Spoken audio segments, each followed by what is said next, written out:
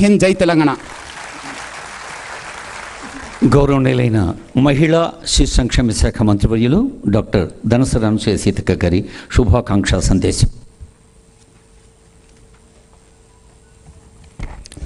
ఈనాటి స్పందన తక్షణ రక్షణ ఒక మంచి ప్రోగ్రాంను తీసుకొని ఇక్కడికి ఇన్వైట్ చేసినటువంటి నగర సిపి సజ్జనార్ గారికి, గౌరవ ముఖ్య అతిథులు, మన ఎప్పుడూ నూతనత్వాన్ని, అదేవిధంగా మహిళల సంక్షేమాన్ని, మహిళల పథకాలను ముందుకు తీసుకొచ్చి సమాజంలో అగ్రభాగాన అగ్రగణ్యులుగా నిలబెట్టడంలో మన ముఖ్యమంత్రి గారు రేవంత్ రెడ్డి గారు అగ్రభాగాన ఉండడం జరిగింది. ఈనాటి నూతన స్పందన కార్యక్రమాన్ని కూడా వారి చేతుల మీదుగా ఇనాగ్రేషన్ చేసుకోవడం చాలా చాలా సంతోషం.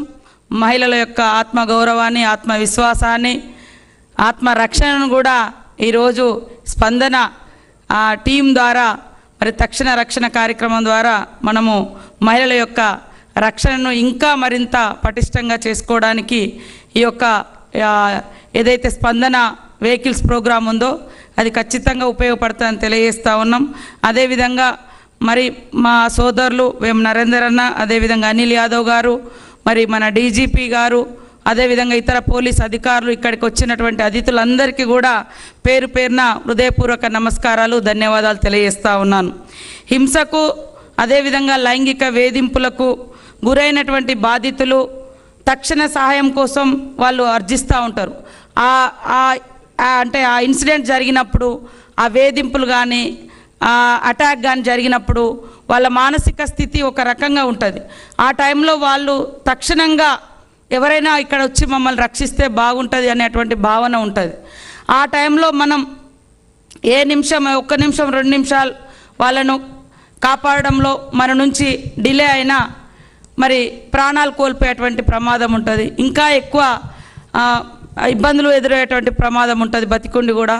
కాబట్టి ఒక పదం ఉంటుంది, అంటే ఒక గోల్డెన్ అవర్స్ అని. సో ఆ గోల్డెన్ అవర్స్లో మనము వాళ్ళని రీచ్, అంటే ఎక్కడికైతే తీసుకెళ్లాలో, అది హాస్పిటల్ కావచ్చు లేదా తక్షణ సహాయం కావచ్చు, అక్కడికి తీసుకెళ్లే విధంగా చేస్తే ఖచ్చితంగా చాలామంది ప్రాణాలను కాపాడగలుగుతాం. చాలామందిని హెల్దీగా ఉంచడానికి, ఆ టెన్షను, ఆ మెంటల్ టార్చర్ నుంచి కూడా కాపాడిన వాళ్ళం అవుతాం. సో ఈరోజు ఇనాగ్రేట్ చేసినటువంటి స్పందన ఈ వెహికల్స్ సంబంధించి కానీ, ఆ టీంకి సంబంధించి కానీ ఖచ్చితంగా మహిళలను పూర్తిగా రక్షించడంలో అగ్రభాగాన్ని ఉంటాయని నేను ఆశిస్తూ ఉన్నాను.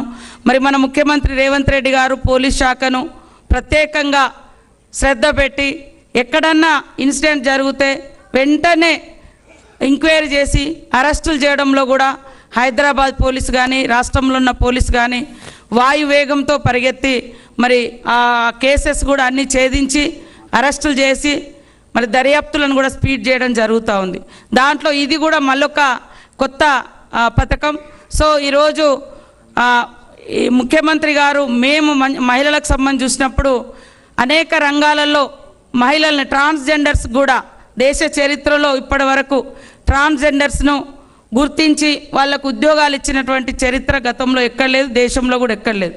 ఫస్ట్ స్టేట్గా అది మన ముఖ్యమంత్రి చేతుల మీదుగా 40 మంది మరి ట్రాన్స్జెండర్స్కు ట్రాఫిక్ పోలీసులుగా ఇచ్చి వాళ్ళను గుర్తించి వాళ్ళను గౌరవించడం జరిగింది.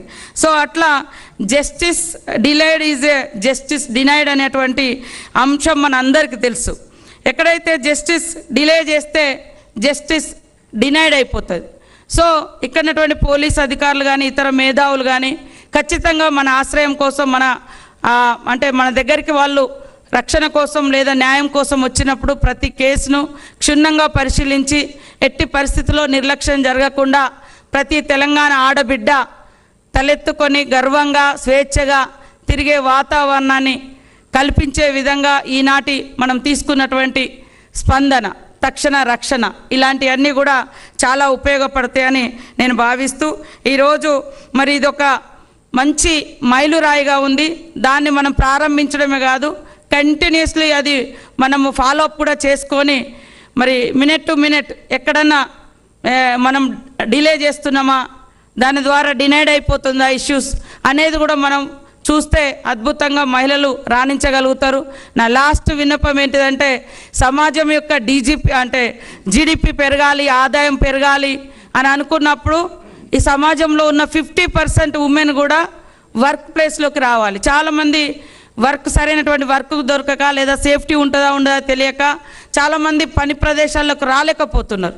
ఈ దేశ సంపద, రాష్ట్ర సంపద పెరగాలి, తద్వారా కుటుంబాలు బాగుపడాలంటే మగవాళ్ళతో సమానంగా అన్ని ప్రదేశాలలో ఆడవాళ్ళు కూడా పని చేసుకునే స్వేచ్ఛ ఉంటే ఖచ్చితంగా వాళ్ళ ఫ్యామిలీ ఇన్కమ్ పెరుగుతుంది, తద్వారా రాష్ట్ర ఆదాయాన్ని కూడా పెంచిన వాళ్ళం అవుతాం. అదేవిధంగా మనము మా విజ్ఞప్తి మన ముఖ్యమంత్రి గారికి, ఈరోజు prevention is better than cure అని అంటాం. దీన్ని ఇక్కడ పిల్లల మనసులలో, యువకుల మనసులలో, యువత మనసులలో ఆడవాళ్ళని గౌరవించాలి, ఆడవాళ్ళని పూజించాలి, ఆడవాళ్ళలో అమ్మను, అక్కను, చెల్లెను చూడాలి అనే భావన ఎక్కడ ఏ రోడ్డు మీద అమ్మాయి కనబడ్డా ఆ భావన రావాలంటే శిక్షణ అనేది ఖచ్చితంగా ఉండాలి. అది తరగతి గదులలో ఉండాలి. మహిళను ఎలా గౌరవించాలనేటువంటి అంశాన్ని అంటే పాఠ్య పుస్తకాలలో చేర్పించడం మూలంగా, తరగతి గదులలో మంచి విలువలతో కూడినటువంటి విద్యను అందించడం మూలంగా భవిష్యత్తులో ఏ మహిళ అయినా స్వేచ్ఛగా ఉండగలుగుతుంది, కుటుంబంలో అయినా బయట అయినా తెలియజేస్తూ ఉన్నాను.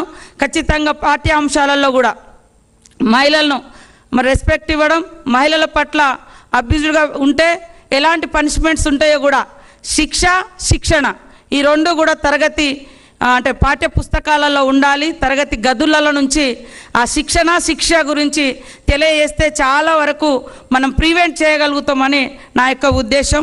దీన్ని మా విన్నపంగా తీసుకోవాలని ముఖ్యమంత్రి గారిని కోరుకుంటూ సెలవు తీసుకుంటాను. గౌరవ మంత్రివర్యులకు ధన్యవాదాలతో గౌరవనీయులైన ముఖ్యమంత్రి చేతుల మీదుగా ఇప్పుడు స్పందన పోస్టర్ ఆవిష్కరణ.